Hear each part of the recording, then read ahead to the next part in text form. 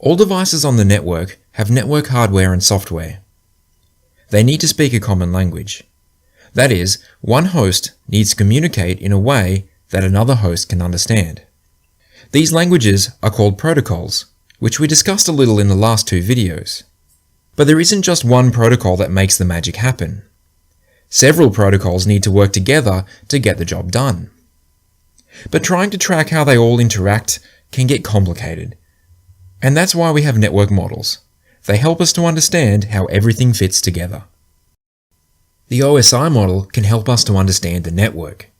It breaks the network up into 7 layers. These layers are physical, data link, network, transport, session, presentation, and application. And if that's a bit tricky to remember, think of this mnemonic. Please do not throw sausage pizza away. I know it's a bit silly, but it helps us to remember the layers and their order. Notice that these are all generic layers. There's no Ethernet layer or email layer. The OSI model is not about specific technologies, but rather how they fit into the network stack. Imagine that we have an application on one host that needs to send data to an application on another host. Let's now see how this data moves through the OSI model. The data, as the application sees it, starts at the application layer.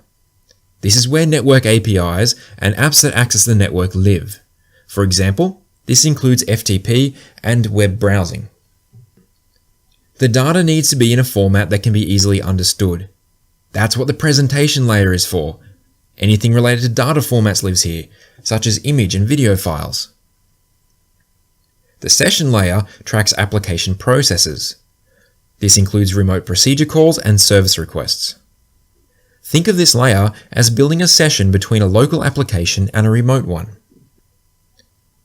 You can probably see that the session, presentation, and application layers work with very large pieces of information. But that doesn't work well for lower layers. For instance, what if the data you're transferring is very large?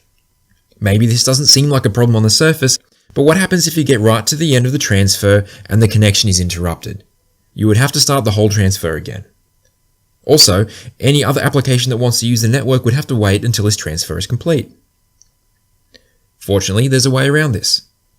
When the data reaches the transport layer, it is broken into manageable chunks.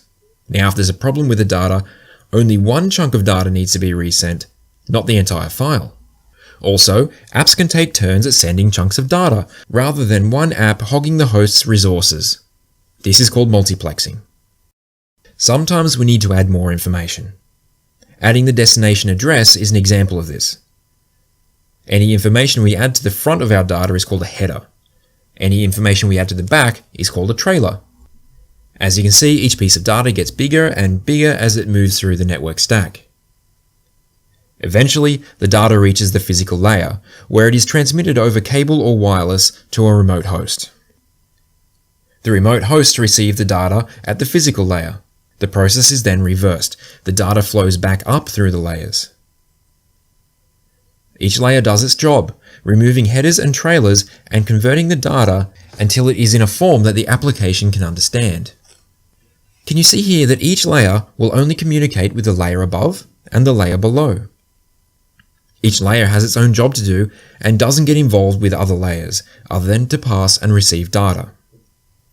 You can probably see how this makes it easy to combine different protocols to achieve different tasks. We'll now take a closer look at what each layer does. Afterward, we'll run through an example of how this might work. Developers and application specialists spend a lot of time in the upper layers. This starts with the application layer. This is not strictly the application itself, but rather it's how the application accesses the network. Some examples of this include web browsing, accessing emails, and transferring files. It also includes management sessions like SSH, Telnet, and RDP. The application may contain a lot of data. This data may not always make sense to the rest of the network, so the presentation layer helps by converting it if needed. This conversion may also include services like encryption and compression. File formats also live here, including images and video files. An application may need to talk to several other endpoints, so it is important to track where these conversations are occurring. Each of these conversations is called a session. It's not surprising that this is handled at the session layer. Traffic you would see here includes requests to remote services. You may have heard of Session Control Protocol, or SCP. It lives at this layer too.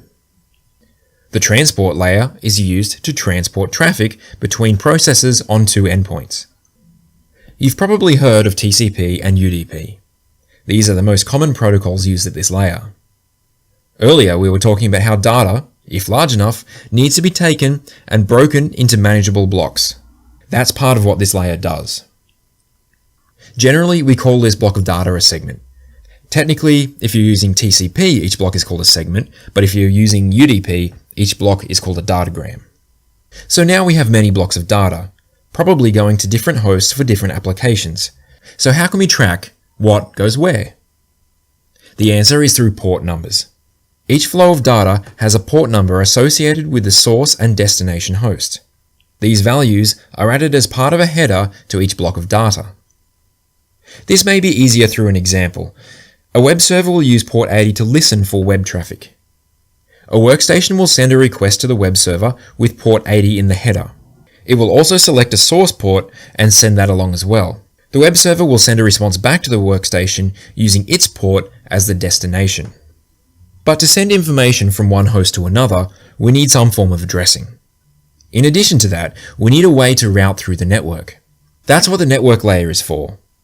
One of the common protocols we see here is the Internet Protocol, or IP. This layer adds yet another header. In the case of IP, this includes the source and destination addresses.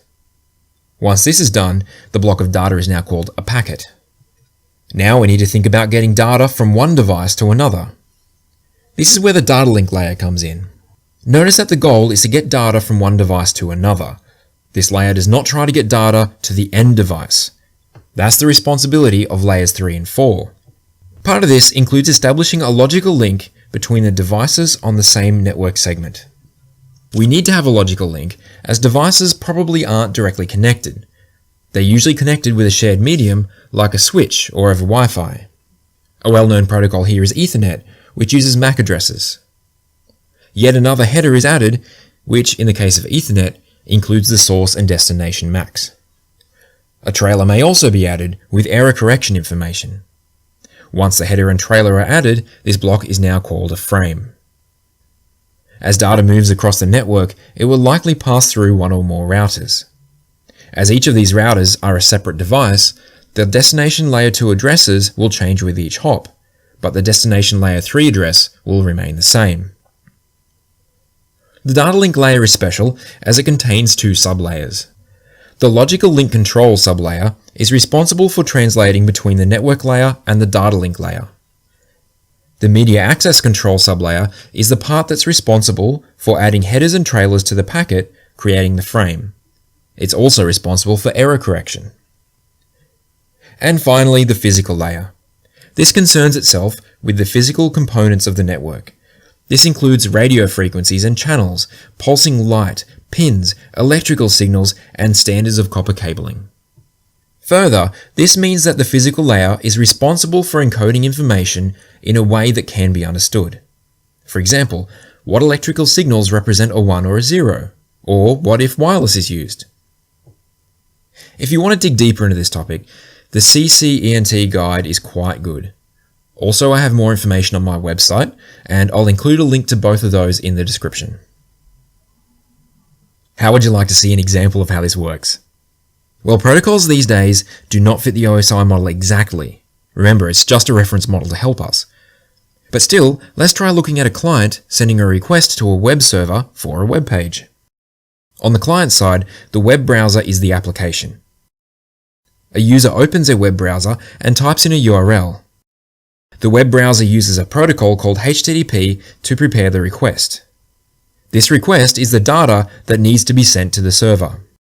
HTTP doesn't simply fit into one layer. If you're sitting an exam, HTTP is considered an application layer protocol. However, practically it spans a few layers. So, we'll say that it's an upper layers protocol. It creates the request that we want to send, and it makes sure any special characters we're sending are properly encoded. HTTP doesn't really manage a session in the upper layers. That's managed by the transport layer. At this layer, a protocol called TCP is used. One of the first things that TCP will do is break the data into segments. We're only talking about a small request here, so TCP shouldn't really need to break up anything in our particular case. It does still need to create the session we were just talking about. The first part of this is assigning port numbers.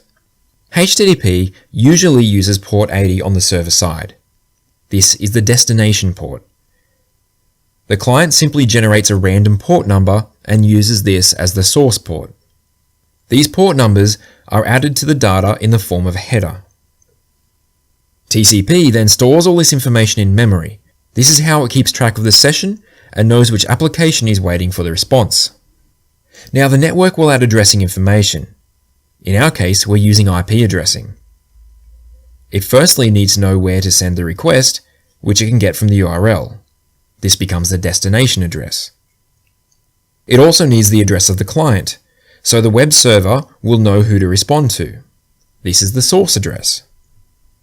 These addresses are added to the segment as a header. They are also stored in memory along with port numbers to track the session. But you've probably noticed that the client and server are not directly connected. They're on different networks which are joined by a router. So the packet can't be sent straight to the server. It needs to be sent to the router first. In our data link layer, we have the Ethernet protocol. This creates a logical session with the router. Ethernet will create a header for the packet containing the router's MAC address as the destination and the client's MAC address as the source. Notice that we don't need any MAC addresses for the switch. A simple switch operates at layer 2. It's only there to forward frames to the correct device.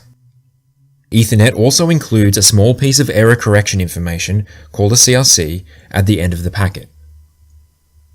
And finally, it's time to convert the frame into bits and put them on the wire to be transmitted. Our data moves through the switches without being altered and arrives at the router. The router then takes out the source and destination MAC addresses. It now puts the server's MAC as the destination and its own MAC as the source and sends the packet on. It also generates new error checking information. The server's NIC receives the electrical signals from the cable. At the data link layer, the server will check that there are no errors with the frame by checking the trailer. If all is good, it strips off the layer 2 header and trailer and inspects the IP address information at layer 3. It will check that this packet was indeed meant for itself, and it will store the source and destination IP addresses in memory so it can reply later. It now strips the layer 3 header off and looks at the source and destination ports. It will store these ports in memory along with the IP addresses. In this way, it has also established a session with the client. It sees that the destination port was port 80, and it knows that it has web server software listening on port 80. The data is then given to the correct application, and HTTP will take it from there.